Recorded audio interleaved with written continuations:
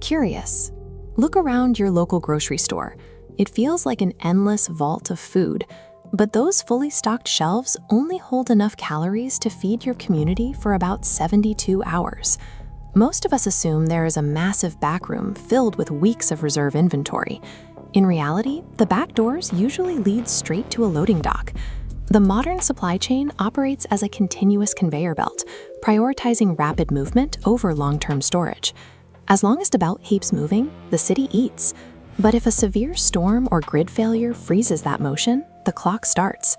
You have exactly 3 days until the shelves are empty.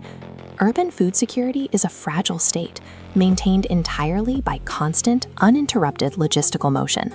To understand why the stores empty so quickly, you have to look at the corporate balance sheets. Holding extra inventory is a financial liability. This chart illustrates just-in-time logistics.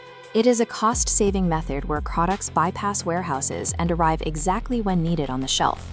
During a crisis, this efficiency becomes a liability. The system survives by eliminating the physical inventory buffer. In the first 12 hours of an emergency, the store is frozen. It contains only the specific inventory that happened to be unloaded that morning. While this model works for normal daily shopping, it has zero shock absorption for localized crises. By saving millions in corporate warehouse costs, retailers effectively transferred the burden of emergency food storage directly onto the local population. By the 12th hour, local officials typically declare an emergency, and the lack of a warehouse buffer impacts the entire neighborhood. This chart shows panic buying. Normally, 5% of residents shop. During an emergency, 100% attempt to shop simultaneously, doubling their order. Due to this surge, the theoretical 72 hours of inventory vanishes in a fraction of the time. First to vanish, bottled water, then everyday bread and canned goods. Why don't delivery trucks simply bring more food during the following 48 hours? Trucks require fuel, and gas stations require a functioning power grid to pump that fuel. When the grid fails, the logistical chain breaks. This is urban vulnerability. Millions of people living in a dense concrete grid that produces zero actual calories. A modern city is a massive calorie consumption engine that starves the moment its logistical arteries are severed.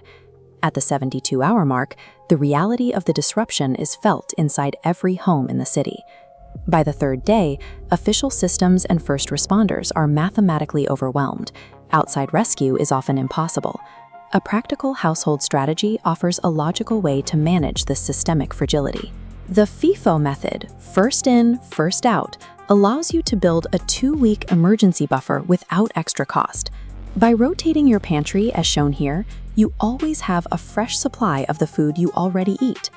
A realistic 72-hour kit requires a rigid water plan, non-perishable foods that need no cooking, and off-grid lighting or communication.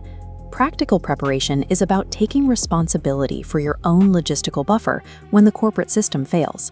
Because the modern supply chain is optimized purely for profit, the individual home must be optimized for resilience.